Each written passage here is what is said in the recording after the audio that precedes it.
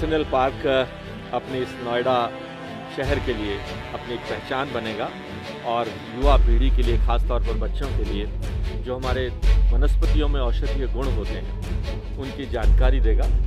इसके साथ साथ आज जिस लेज़र शो के माध्यम से आज ये शुरुआत की गई है, मैं अपनी ओर से भाई पंकज सिंह, मेरे विधायक की ओर से, यहाँ की CEO ऋतु माहेश्वरी जी को और उनकी पूरी टीम को बधाई देता हूँ।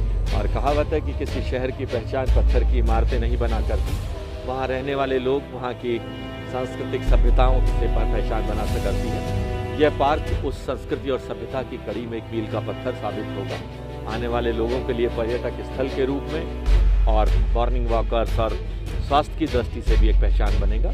आज जिस दूसरे प्लांट की शुरुआत की गई है कि वेस्ट मटेरियल खास तौर पर है, उसको हम किस तरह वैल्यू में परिवर्तित करें, आज वो भी एक शुरुआत है। क्योंकि इन शहरों की सबसे अधिक दिक्कत आने वाले समय में ये होगी कि वेस्ट मटेरियल हर तरह का बहुत ज़्यादा निकलेगा, उससे हम कैसे दोबारा उसे उपयोग कर सकते हैं। आप देख सकते हैं कि सेक्टर 15A में जो सड़क बनी है, वो सड़क पुरानी सड़कों को खोद कर ही हमें बताया गया उन्हीं से बनी है। ये अपने आप में एक बहुत बड़ी शुरुआत है। मैं सबको बधाई देता हूँ।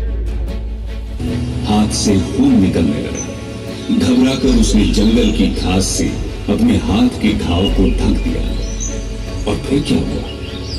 एक चमत्कार, खून बहना बंद हो गया। ये चमत्कार था उस वनस्पति का जिसमें औषधीय गुण थे, और उस घास का नाम था दूर्वा। इंसान को समझ में आने लगा, उसकी कई तरह की परेशानियों का हल इन औषधियों में छुपा हुआ था। और फिर कुछ इंसानों ने अपना पूरा जीवन इस ज्ञान की खोज में बिता दिया। इनको ऋषि योगी या वैद्य के नाम से जाना गया। वो पहले डॉक्टर जो अपने आसपास की चीजों से इंसान को निरोग कर देते थे।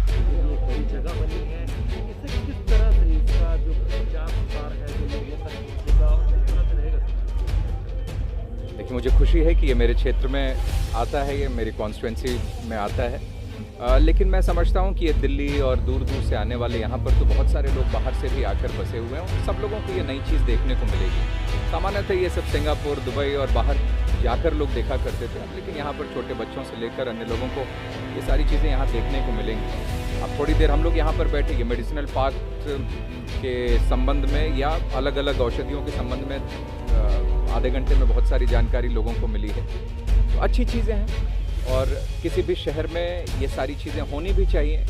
जब शहर तेज़ी से डेवलप कर रहा हो तो उसमें हर तरीके की सुविधाएं होनी चाहिए, ऐसी अपेक्षा लोगों की होती है। और काफ़ी अच्छा काम इसमें हुआ है। ये लेज़र और लाइट शो एक आज यहाँ चालू हुआ है मेडिसिनल पार्क में। अगले 1 महीने में, जैसा यहाँ CEO श्रीमती ऋतु माहेश्वरी जी ने बताया कि अगले 1 महीने में दूसरा भी इसी तरीके से एक और एस्टैब्लिशमेंट।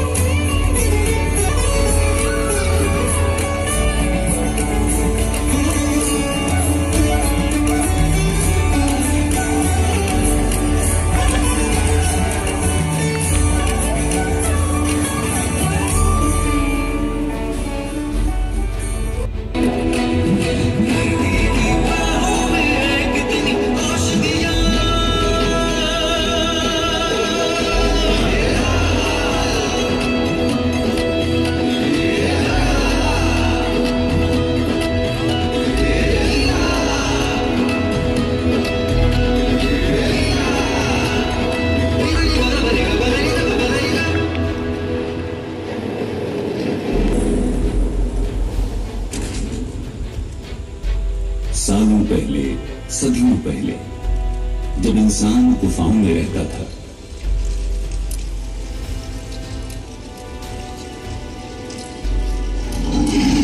बस शिकार करके पेट भरता था, तब उसे बस पता था उन कुछ कंदमूल फलों के बारे में जिन्हें शिकार न मिलने पर खाकर वो अपनी भूख मिटाता।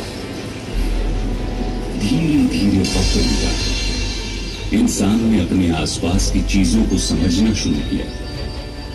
उसे समझ में आने लगा कि ये कंदमूल, वनस्पतियां सिर्फ पेट की भूख नहीं मिटाती, उसके दर्द का इलाज भी करती हैं। कहते हैं पुराने वक्त में एक आदमी का हाथ तेज धार आज 2 प्रोजेक्ट यहाँ पे इनॉग्रेट हुए हैं। पहला CND वेस्ट प्लांट हुआ है जो लगभग 22 करोड़ की लागत से बना है, और जो कंस्ट्रक्शन वेस्ट है वो टाइल्स में और यूजेबल मटेरियल में कन्वर्ट होगा, और यहाँ का जितना भी कंस्ट्रक्शन वेस्ट है वो उसमें प्रोसेस होगा। दूसरा, यहाँ मेडिसिनल पार्क में ये लगभग 5 करोड़ की लागत से लाइट एंड साउंड और लेज़र शो का निर्माण किया गया है। इसी पार्क की थीम पे ये लेज़र शो है, और अगले 1 महीने में यहाँ सेक्टर 15 में यमुना रिवर फ्रंट पार्क है, वहाँ पे नोएडा की हिस्ट्री बताते हुए एक दूसरा लाइट साउंड और लेज़र शो बनाया जाता है।